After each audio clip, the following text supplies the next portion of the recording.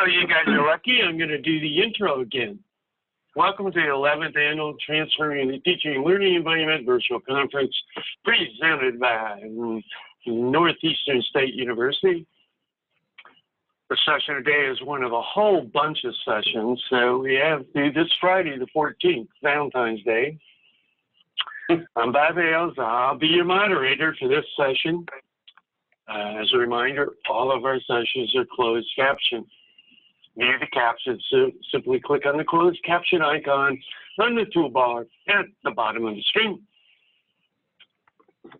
Today's session is how to engage my students with online discussion variety. And we have back with us Dan Arnold. He was so good at the 9 a.m. session, we brought him back. So Dan, let me turn it over to you. Thanks, Bob. I don't have many friends, so this is how I spend my time, is presenting virtually and sometimes in person. So I appreciate you for having me back again today. A little bit more of an interactive session, and I'll show you some of the tools that I use on how I engage my students with online discussion variety. So hopefully when you leave here, you have a few more tools in your tool belt as well. If you were planning on seeing how I enraged my students with online discussion variety, that was yesterday. Sorry, you missed that session.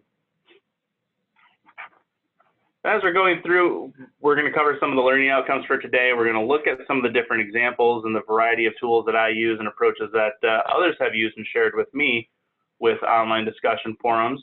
I'll show you some learning management system-based tools. We'll have a little bit of discussion. We'll look at some tools that are outside of your typical LMS, more discussion, and then I'll give you a brief overview on how I, in some cases controversially, use engagement versus assessment arguments within my overall forum approach. So with that, by the end, I hope that you've got some new strategies on how to engage your students, and you've got some free technologies that you can use as well with your online discussion formats, and ways to use forums beyond just assessment for your online discussions. I know oftentimes in my job, faculty are like, oh, I read so much, there's so much reading that goes with it. Yeah, that's part of it too, but there are other things that we can do and other ways that we can use this forum so that it's interactive, that we're adding meaning, and that it's engaging for the students as well. Huh? So what are some of the common concerns with online discussion boards? Go ahead and just, throw your answers out there and that to go away. So if you want to unmute yourselves and share any things that you have there, or in the chat box as well. If you aren't speaking, just remember that you mute your microphone when it's not your turn to speak. Full screen. This is full screen. How do we get this out of the way? This used to be at the top of the other one. I think we have somebody who's speaking, but it's not about the actual forums. If you can mute yourself, please. I can't.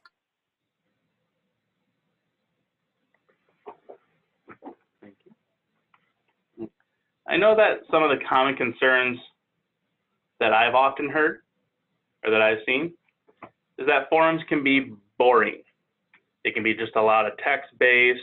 It can be a lot of just, reading. It can be very redundant in that it can be just one original post, 2 responses. Oftentimes we'll fall into that kind of hole where it's the students are saying, okay, it's the same thing. I put a post and then I put 2 responses out there to classmates. They can be very redundant in that we often see 1 post and then 2 responses after that.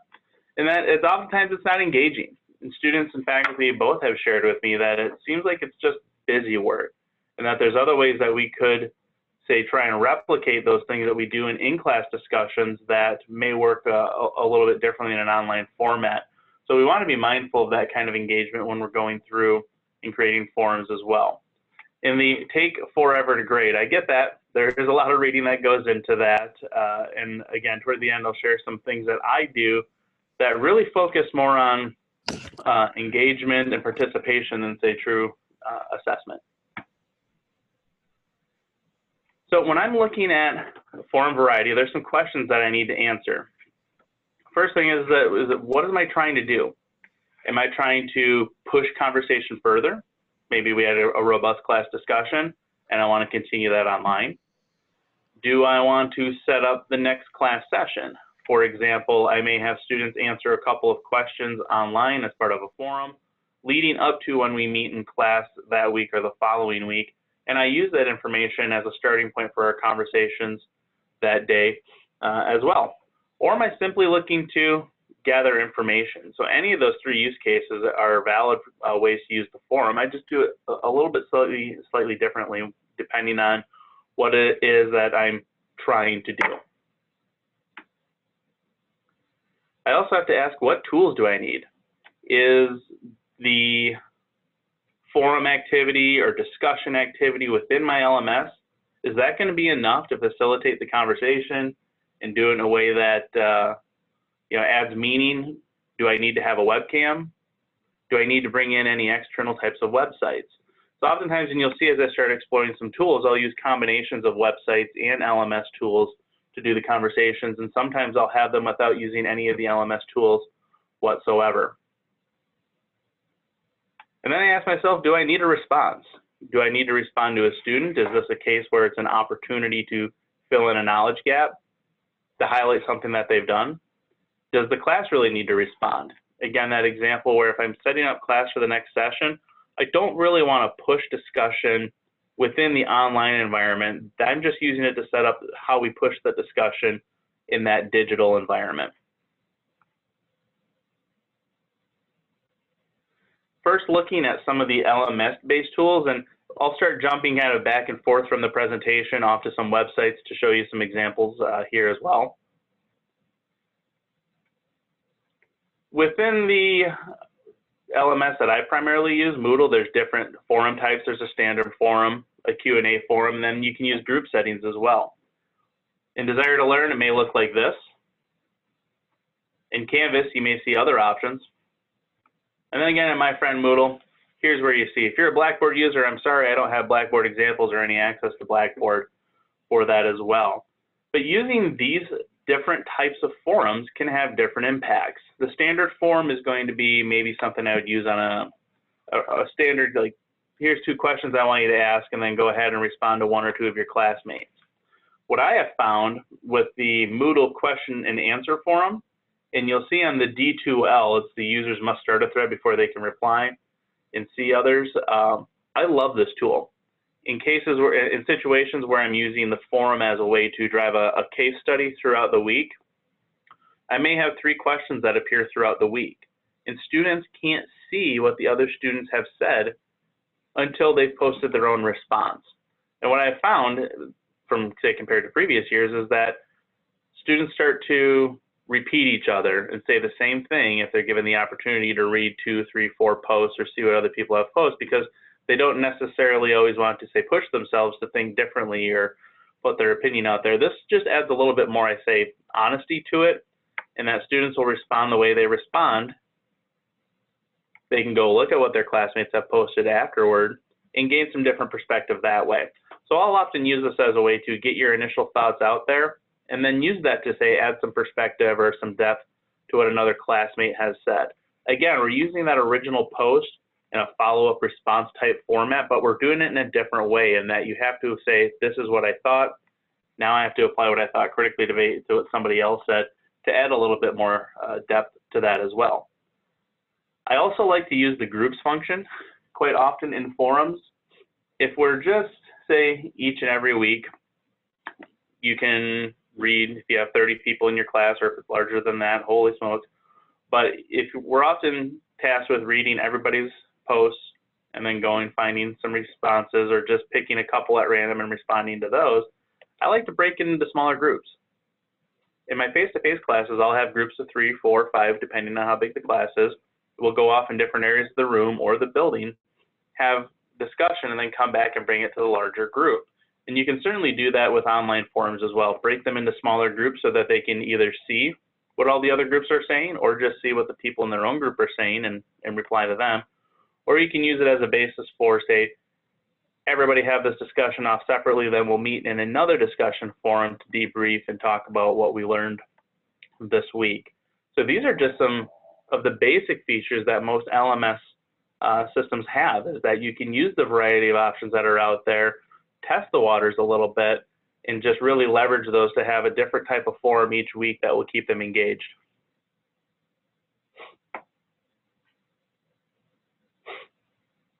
So this is the part where I'll start stepping a little bit outside. Again, I'm at a Moodle school, and what I'm going to be showing you is not our Moodle instance, but it's our eSpace instance, which is where we can house non-course-based resources. And we use this often for faculty development purposes, say hybrid learning communities, online faculty learning communities. But I'm going to step out into this area here so that we can see some different examples.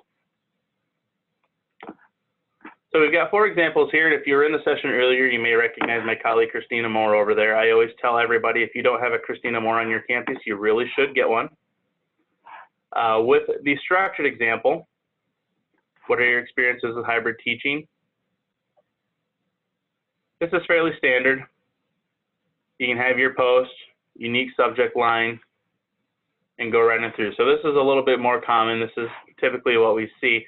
But we're trying to structure this in a way that maybe students say have your initial post. If this is a class that starts on Monday, have your initial post by Thursday, the end of the day, and then any responses by the end of the day, Sunday. And structuring it that way is a way to extend and bring the engagement throughout the entire week. My course that I'm teaching right now, they're just wrapping up a week-long case study that has 3 questions spread throughout the week. For me, that's a way to ensure that they're engaging with the content throughout the week, that they've had time to think about it, and they have time to get out and have adequate time to put a response out there as well. And through that, they're also, like I say, engaging with the content throughout the entire week rather than just one day at a time. With the role play, another great example here is if you focus right in through this first post here, what are you most looking forward to? Well, you can pick one of these roles and then offer that perspective right there. Oftentimes we'll revert back to say, what's our most familiar role? I'm a professor new to hybrid teaching, or I'm a student new to hybrid learning. But doing this, it gives the opportunity to adopt a role. And in online learning, there's a lot of research out there on personas and taking the role of the other to gain another level of empathy and a different way to engage with the content. So I see a lot of value in this, and that students and faculty or whomever's in here can actually pick a role that sounds interesting to them, offer their perspective, and then see what others have to say to add to that as well.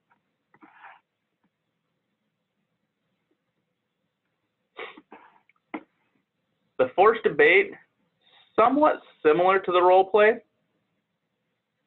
but instead of saying go ahead and pick which one you want, now we're going to say, here's the position if your last name is A through F, G through Q, or R through Z. We use this as a way to say, hey, this may not be necessarily what your opinion is. This is the position that we want you to argue. I don't know about you guys, but I've been in a position in my professional life where I've had to advocate for something I don't necessarily agree with, but it may be for the better good of the department or the university. So it's a way to help students step a little bit outside of their comfort zone, but it also makes sure that not everybody is, say, picking position 1 and arguing that. It diversifies the forum in a way that there's meaningful learning going on, that all the different questions that you want to ask are getting answered, and that everybody has really a structured area that they should be responding to.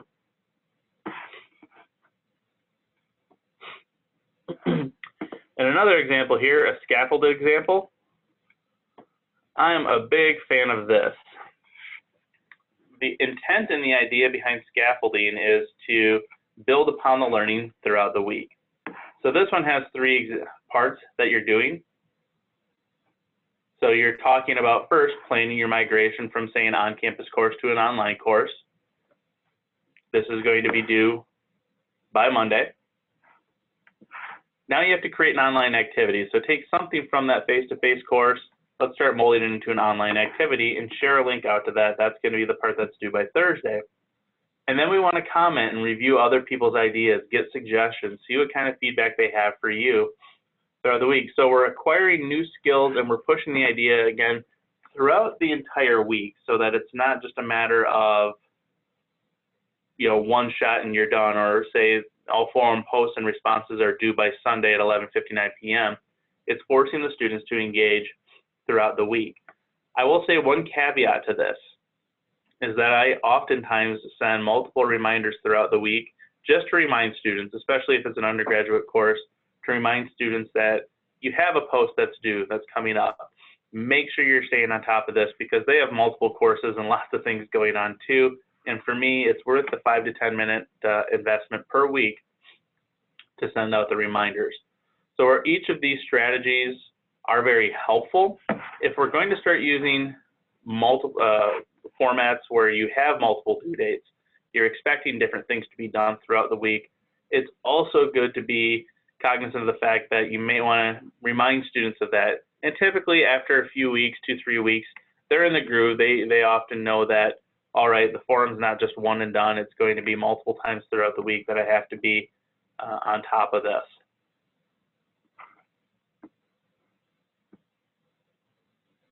So I don't have the chat window pop up.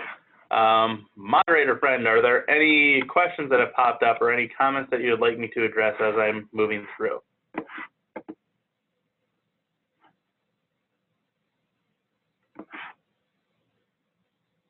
If not, then I can continue right along.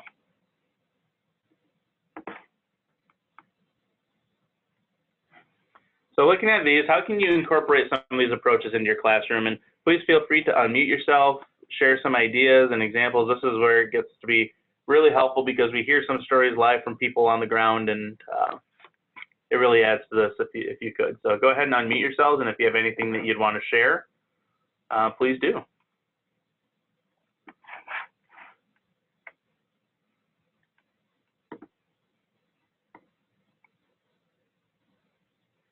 Yeah, I'm starting to look at the chat box and see some of the comments here. Bunch of noise, I agree. I see right here.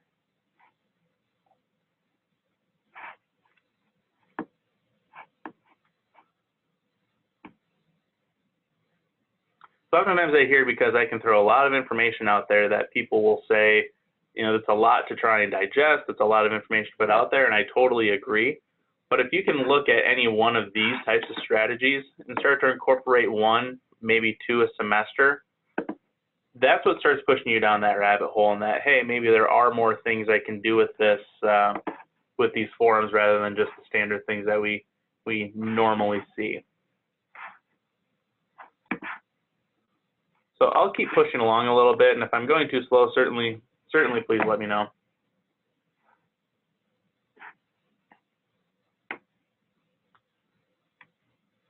We also have different multimedia tools, and you say, what's that? Well, that might be if you want to do a video forum or an audio response. In our learning management system, we have integrated and built-in tools for students to be able to capture their faces. They cannot capture their screens. They can capture their faces. They can capture audio. And I've schooled my students on saying it's a different way to engage with the content. If you don't want to type up a response, maybe you can just do an audio recording.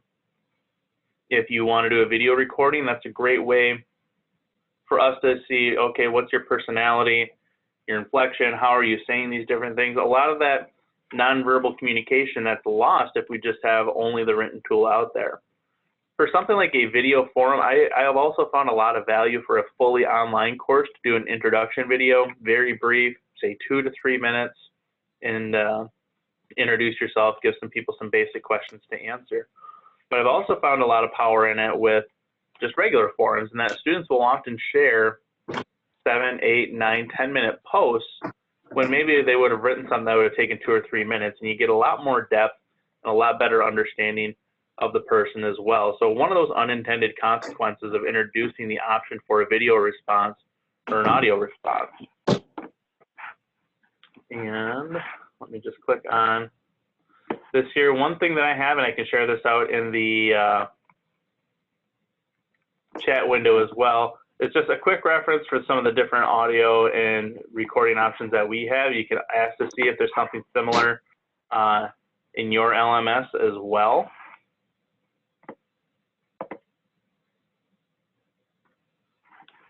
So I'll add that in there.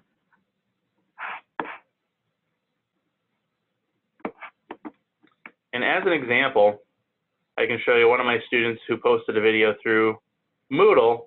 I'll just play a couple of seconds of it so you can,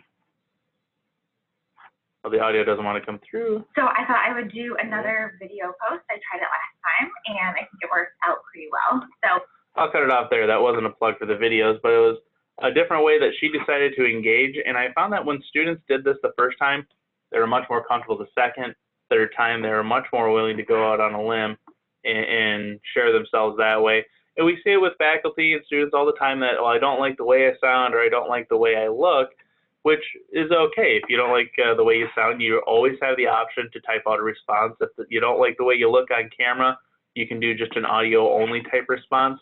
The key point is that we offer options and that it doesn't have to be just text. It can be video if you want to try it. It can be audio. And having that option, that variety for the student, that really empowers some of those to take a step outside of their comfort zone and start using a fun new tool with the forums.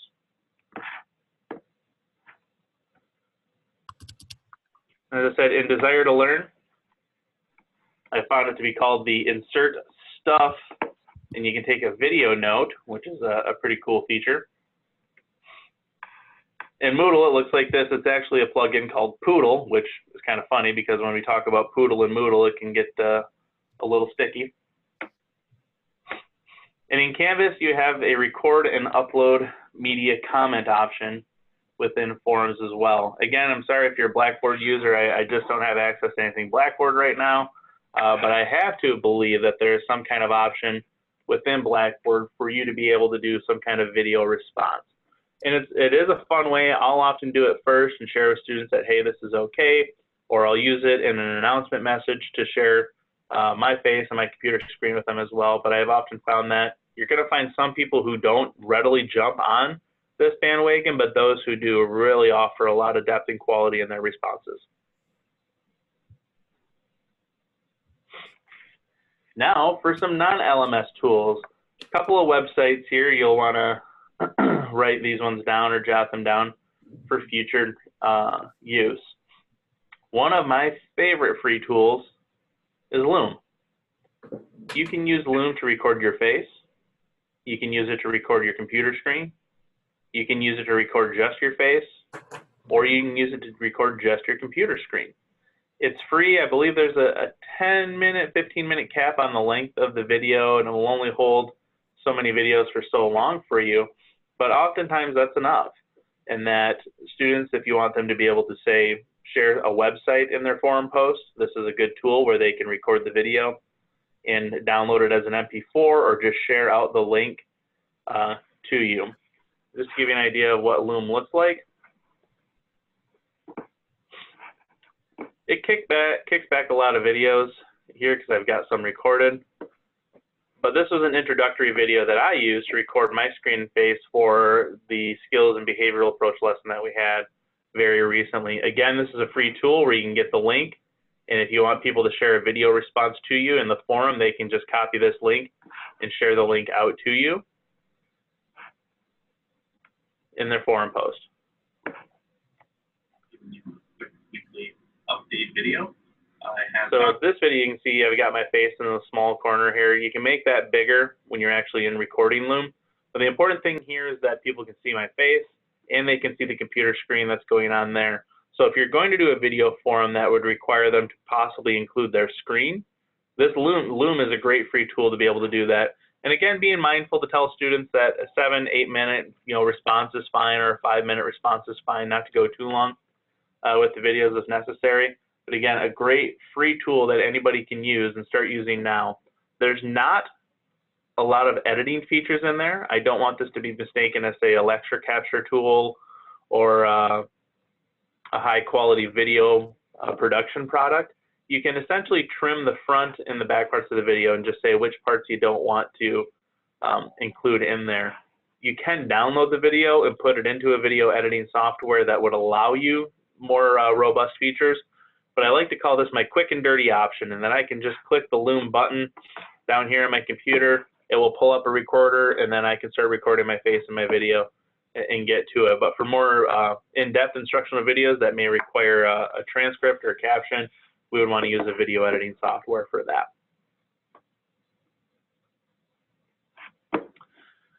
Another tool that is very cool is called VideoAnt.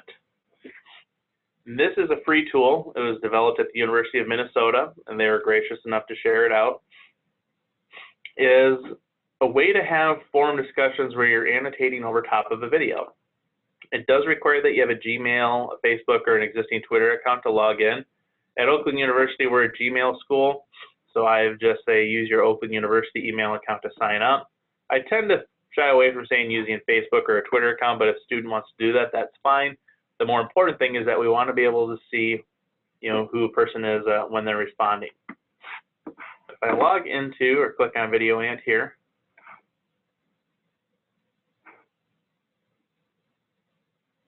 I am going to pull up this video here. The way VideoAnt works is that you can pull up a YouTube video, you can add it into VideoAnt, and now you and students can start annotating on top of it. The way that this was brought to my attention was from a film studies professor who had a short clip of the film and then asked students to sign into VideoAnt and add their annotations to the video. And what you saw on the timeline down here was just a rainbow of colors of different comments and things that happened throughout that, say, 10-minute clip.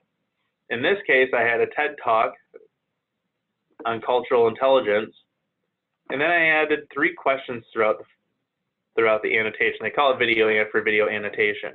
But I could play this video a little more quietly, and as it goes through the video, you saw it flash up here, because at the 3:13 moment, I had inserted an annotation with a question that said, what are your thoughts on employment promotion based on cultural intelligence? Then it said, write 1 paragraph, state your stance, and then support that opinion. VideoAnt allows you to put these annotations throughout the video, and that I have different questions that I want them to answer at certain points throughout that video. And what I found when I did this was that students offered a lot of information. It was stored right out here for me to review. Now, for grading purposes, it doesn't send the grade back to Moodle. That's something that I have to do manually on my own. And the nice thing about this is that you can export all of this content as a plain text file, so it's easier for you to read if you wanted to, say, keep record of it. I know oftentimes for academic integrity purposes, we're required to keep submissions for X number of years. It's also a great way to back up your data. I don't suspect this tool is going anywhere because the University of Minnesota is a big player in creating practical digital applications in education, but I have found this tool to be a lot of fun, and students like it a heck of a lot as well. I can also just click on the timestamps to jump me to certain points in the video, if that's what I wanted to do. But this is one way to use this. Again, the other way that I originally saw this used was the opportunity for students to put their comments on a video. So if you had a particular video and you wanted students to add their comments, this is also another viable option. For me, it might be a little bit more chaotic in what I'm trying to do because there's so many annotations out there, but it certainly gives students an opportunity to get out there and put their information in there as well. So this is one that does require a little bit of extra setup. It is free, and that extra setup is to just have an account to get into VideoAnt to be able to access it. And then once you have created the video, you do have to share that out with those people. How I often facilitate this is I have people tell me which email they use to sign up, confirm that they've signed up, and then I'll add them to a VideoAnt group. So this one, it requires a little bit of practice to get in there and get comfortable with it. I would recommend trying it out with yourself and then maybe with a couple of colleagues. It's not terribly difficult, but just having a little bit of practice before you jump into using this in the classroom is highly, highly recommended. So I'm going to see. How accessible are these tools? Are they screen reader friendly? Any concerns about student data privacy?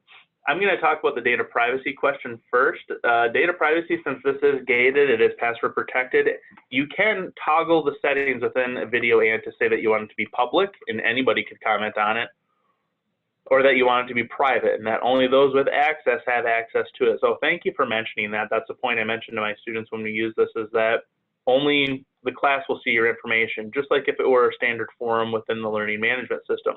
This isn't shared anywhere publicly on the web. Nor will it ever be, because I'm the one who has the privileges to be able to switch that around as the creator of what they call the ANT.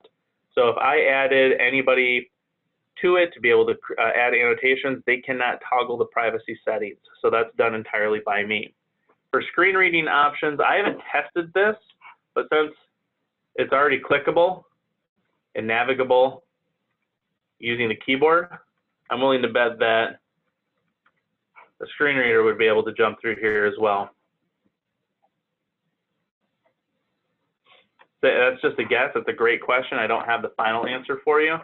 But again, just I'm encouraged by the fact that it is clickable and navigable in that way, and that they have thought of accessibility. You can add the captions in here as well. Let's see if there's any additional questions.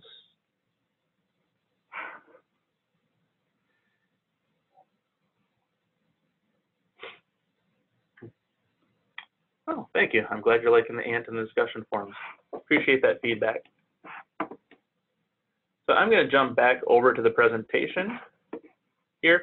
These are great free tools. And again, just a little bit of caution, get familiar with them, get somewhat more comfortable with them before you start using them. But also they give your students options as well. They can use Video ANT if they wanted to do it for any of their courses. They can use Loom to record things. It's just really great free tools that we can use to help spread the engagement love around. And another thing that I use in a team development course that I use, you may have heard it, is Slack. There's Microsoft Teams is another one. Cisco had one, I think, called Spark. This worked great in the graduate courses that I taught, and that this allowed private chat rooms for the students to engage. With Slack, there's a little bit more social media type thing to it, and that you can have fun integrations. You can integrate calendars, you can integrate gifts, you can integrate all sorts of fun stuff, but it elevates things in a way that I can still engage with the students in this way. They can engage with each other. It shows up on their phone. It's not so much for assessment purposes, but really engage with the content. And if you have a semester-long project, I found that a tool like Slack is a really a fun way to be able to keep people in touch with each other. Because again, you can have it on your computer, on your laptops, your mobile devices. I will say one word of caution about that is, since you can have it on all of those devices, you can also inundate people, in that you want to be mindful and set up some kind of norms and say, okay, group chat on here is fine, but at 9 o'clock at night it's done. I've disengaged for the day. Please, no messages after that point. And you can actually set settings within many of these to say, after a certain time of the day, I have a do not disturb message that pops up to anybody who sends me a message. So having some kind of norms on how you use those types of tools is important. Now with my undergraduates, we tried using Slack, and I quickly found out that it's more applicable with graduate students or in a professional setting where some thought about using it. They're using different things. They used WhatsApp. They have, they might just use regular old text messaging different ways, which I was fine with. I didn't need to be included in their conversations anyways, but more so as a way for them to say, what are some different tech tools out there? What are some different tools that you can use to engage with your group members as well? So for a team development course, having the option to do Slack or WhatsApp or Microsoft Teams, I found to be a very practical and useful tool. And again, these are free. Slack is a free tool. There's a paid version that if you want to keep the text for longer, or you want to have access to messages for a longer amount of time and higher level integrations, you can do that. But in my office, we've been using the free version of Slack for about 4.5 years now. And really our only issue is that, well, we can't keep track of the data past a certain time. After 10,000 messages, it starts to delete the data. But it's also been a very practical tool for the courses that I teach, and then I just archive the channels when I'm done with them, and students can continue using them if they like. Check to see if there's any questions.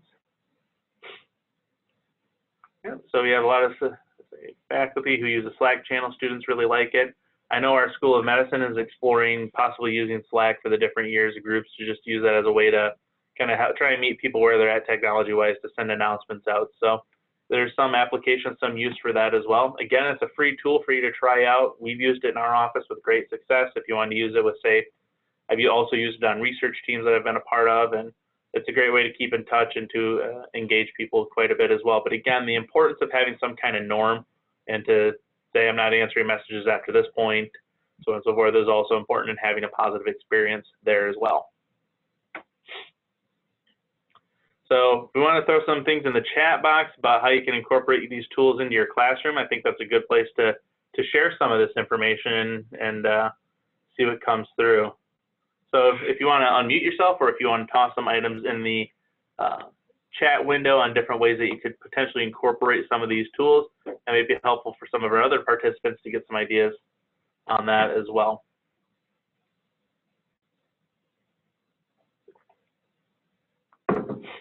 No brave souls today. I know it was cold in one of the places in central Indiana. Somebody said it was cold, so I'm just guessing their microphone is frozen. So Dan, can you hear me? I certainly can. Okay, this is Alan at Boise State. I'm an instructional designer. So I work with a lot of faculty on campus and putting up online courses. And one of the most recent ones has been like an educational elementary and special education certificate. And the person I've been working with is talking about how to set up pre-kindergarten classrooms and sometimes outdoor spaces to be able to support the learning that's happening there. I suppose you were talking about the different kinds of forum designs. I recognize that, you know, as they're talking to instructors that are going through this for this certificate, they could encourage them or I could encourage them to set up role-playing discussion boards that would have them take, you know, the part of a parent, the part of a child, the part of a teacher, and a part of an administrator, and talk about the importance of certain types of design elements that are going into a classroom. Also, you know, if the forced debate, I could also recommend that they might want to use that to get into some of the things that are a little more controversial about changing the way that a classroom is set up, or even using outdoor settings for instructing pre-kindergarten children. I think it would allow them to get at some of the issues from a lot of the readings that they're doing and other materials that they're reviewing for the course. But then the scaffolded experience, I think, our example, I think is really intriguing to me, because one of the things that they need to do is come up with a plan.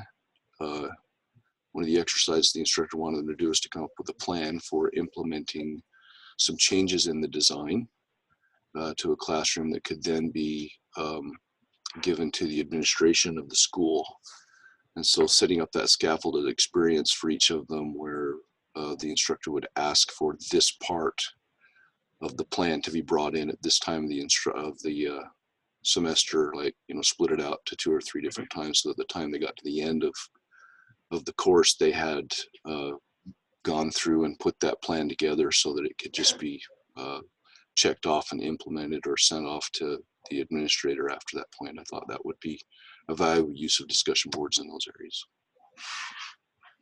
Yeah, I mean, each of those examples is great. Thanks for breaking it down and, you know, going through some of the different examples that are out there. That's great. Looking at the chat window as well, see Loom was just added to our approved app, so that's great. It's a very helpful tool. And again, that's one where it's really just a quick approach to be able to record a video. If you're concerned for accessibility purposes to, say, have a closed caption or transcript, you can download a Loom video and upload it to YouTube and use their auto captioning feature, which is very nice. If you were at the earlier presentation, another tool like Otter.ai is a great way to get a caption and transcript file started for that as well. So there are other options that you can use, combinations of tools to be able to create transcripts and captions as well. So Khan Academy TED Talk video can be used regarding a course concept, teach social psych, applied behavior. and be all wonderful courses for that particular method. Yeah, that was Ramona. Thanks for that, Ramona. The example I showed you in video and was exactly that. It was a TED Talk and allowed me opportunities to say these are points in the video that tie into the content that we're discussing for this week. Here's how I think it does. What kind of perspective can you add to that as well? So really, I mean, anything that's on YouTube, I believe other media outlets as well, like Vimeo, you can add those videos and bring them right into Video Ant.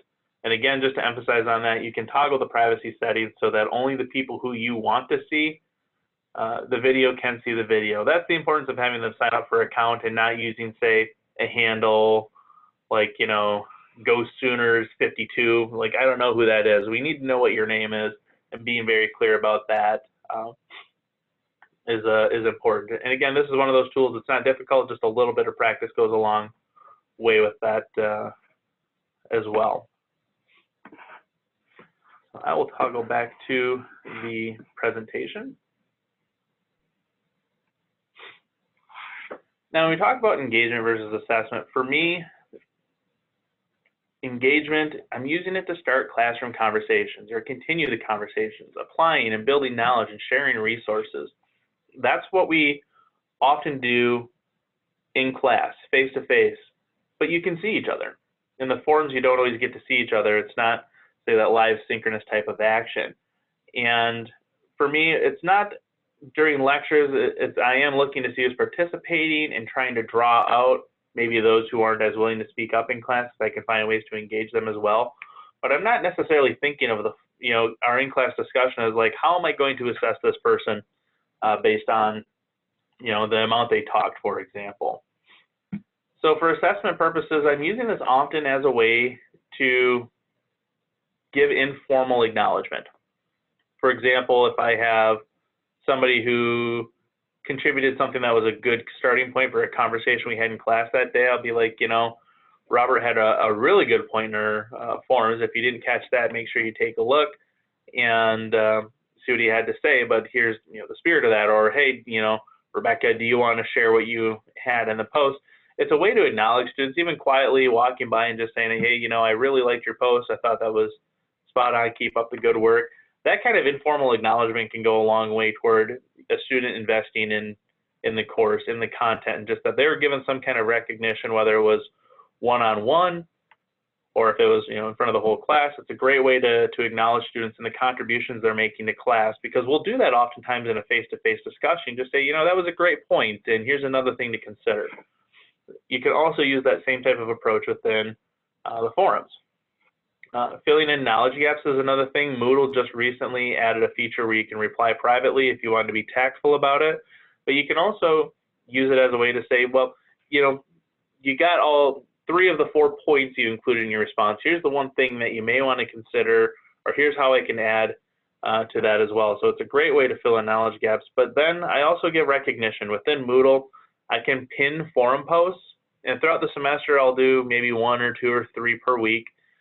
Per forum, and I'll just spread the joy out among all the students to say, you know, this was an exceptional post right here. I just wanted to bump that one up to the top, and then what happens is students will run out and be like, oh, is my forum at the top? Did I do this? And as a way to diversify the way that responses come in as well, and then I try to say, well, this was a good video response, this was a good text response as well. So I'm really pushing more for engagement than I am for assessment. Unfortunately, you still have to read. I have no answers, no solutions for that. And I mix up the way that I do it sometimes as well. I might say that if you gave me a good effort and I thought you answered the questions, then I'm going to give you the maximum points of 10. I'm not going to say, well, 1 point for this and then 2 points for that. There is some value to having rubrics, but I tend to be a little looser on the rubrics in that I don't have a rubric for in-class discussion. So I try to replicate authentic discussion as much as possible by mixing it up on them, by having that variety. And it shakes them up, it keeps them engaged in the content and the conversation throughout the semester as well. But more often than not, I find that I'm simply using the forum as participation points. We'll say in face-to-face classes that you have to, you know, speak up in class, you have to participate, you can't just sit there and not engage. And And then we arbitrarily assess, all right, you got your participation points for the day. With the online forum, if they're engaging thoughtfully, I'm not saying that you have to give me your dissertation or your senior thesis each week, but if I can tell that you engaged thoughtfully and you did so succinctly, I don't need 3 or 4 paragraphs from you. One succinct answer in 1 paragraph, 6 sentences, whatever that may be enough for you to do that. But I found that in switching my own grading perspective to saying I'm going to use a forum and have 20 different things I'm going to consider, I'm not going to do that because I don't do that in a live face-to-face setting. I would much rather prefer to say, how are you engaging with the content? Are you grasping the content? Can I fill in the knowledge gaps? It has made grading much easier for me in that I don't have to respond to each and every person, and I tell them I'm not going to respond to you every week. I'm going to respond to you if I have something to add to the conversation. But if there's nothing that I can add, I may just probably say, hey, this was a great response. Then I'm not going to feel obligated that I have to respond to every single person, which is somewhat controversial in how we often learn on how to teach online. But I want it to be authentic. I don't want it to be everybody gets a pat on the back or I have to respond to everybody in depth. I want it to be, hey, that was a great point. I appreciate that. Let's talk about that more in class. Or maybe I don't respond at all and I respond to the entire group saying, I've really been enjoying reading your post on the case studies. There's a couple of answers I wanted to point out or a little bit more information I wanted to offer you. It's a great way to recognize people for the contributions that they're giving without inundating yourself or bogging yourself down all week trying to read through the responses, because it is burdensome, it's tiresome, it causes anxiety in faculty, and it takes up a lot of time. And this way you can use that time for other things like trying to find different ways to use your forums to engage with your faculty. So on that, I would say, what are your next steps? Or if you have any questions, I can switch over to the chat window if you want to post any questions there for the next few minutes. But I tried to leave at least a few minutes at the end for discussion if anybody had any questions or like any tips.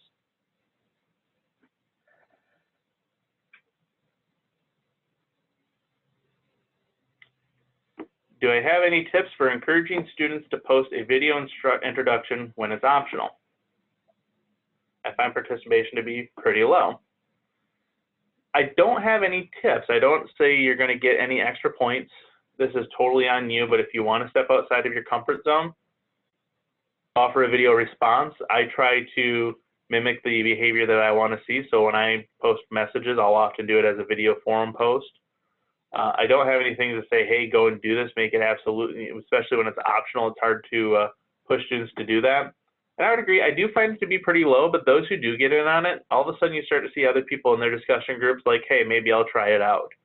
Or I'll point out to somebody, hey, this was a great video response, and they see it, and it's trying to make it a little less scary. And you do have to present it that way, because I found students say, I was not comfortable doing that at all. And I venture to say the first time I tried doing it, I wasn't very comfortable at all either. Like I'm sitting in my office now talking to a computer screen, and there's 40 other people around the country who are in here with me, so I've overcome that fear. But I also explain, especially in the courses that I teach, which are heavy in the human resource field, that you're going to have some of these softer skills both face-to-face and online, and it's a good environment for you to be able to practice those skills. Have an Academy Awards type reward system for the introductory videos. Alan, that's not a bad idea. I like that idea, especially with the introductory videos, where for a fully online course, you may be asking everybody to do an introductory video. Again, some kind of reward, whatever that may be. If you have any suggestions on the types of rewards you could be giving, then feel free to post those in the chat window as well. Any other questions? We got about 3 minutes here.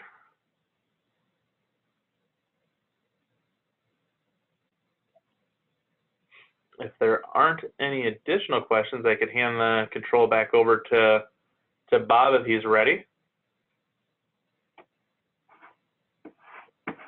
Yeah, Dan, thanks. We've done double duty today. And yeah, you gave thanks us for some having really me. good information here that we can use, so thank you. You're welcome. I'm going to put my email address in the chat box. If anybody has any questions or follow-up questions, feel free to reach out to me. I'm happy to discuss, even if we want to do another follow-up video, chat about this, or just talk about the tools. And thanks everybody for coming. Okay, thanks. And everybody, I'm going to lunch. Hope to see you all back in about an hour or so. So stay tuned.